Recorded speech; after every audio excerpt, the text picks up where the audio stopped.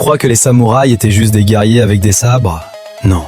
Certains étaient des génies stratégiques. D'autres, des combattants monstrueux. Aujourd'hui, top 5 des samouraïs les plus légendaires de l'histoire. Reste jusqu'au numéro 1. C'est littéralement le Michael Jordan du katana. Top 5. Sanada Yukimura. Surnommé le démon rouge de la guerre. Lors du siège d'Osaka en 1615, il a tenu tête à l'armée de Tokugawa Ieyasu. Problème, ils étaient plus de 150 000. Lui, quelques milliers d'hommes. Il savait que la bataille était perdue d'avance. Il est allé au combat pour marquer l'histoire, et il y est parvenu.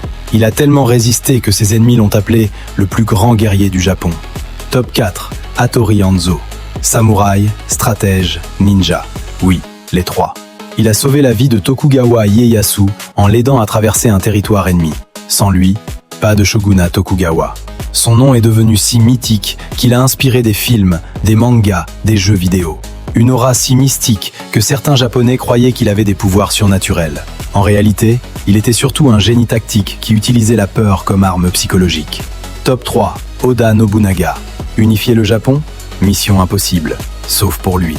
Il était connu pour sa brutalité extrême. Il a révolutionné la guerre japonaise en utilisant massivement les armes à feu au XVIe siècle. Résultat, il a brisé des siècles de combats traditionnels au sabre. Un samouraï qui comprend l'innovation avant les autres, c'est un boss final stratégique. Top 2. Date Masamune. Surnommé le dragon à un œil. Il perd un œil enfant. Connu pour son casque orné d'un croissant de lune géant. Charismatique, ambitieux, imprévisible. Il a envoyé une mission diplomatique jusqu'en Europe en 1613. Un samouraï avec une vision internationale au XVIIe siècle. Visionnaire, littéralement. Top 1. Miyamoto Musashi.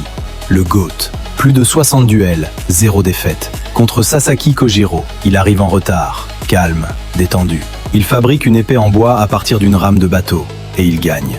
Il a écrit le livre des 5 anneaux, encore étudié aujourd'hui en stratégie militaire et en business. Ce n'était pas juste un guerrier, c'était un philosophe de la victoire. Alors dis-moi, si tu devais affronter un seul de ces 5 en duel, tu choisis qui? Si tu veux être sûr d'en apprendre tous les jours, like et abonne-toi.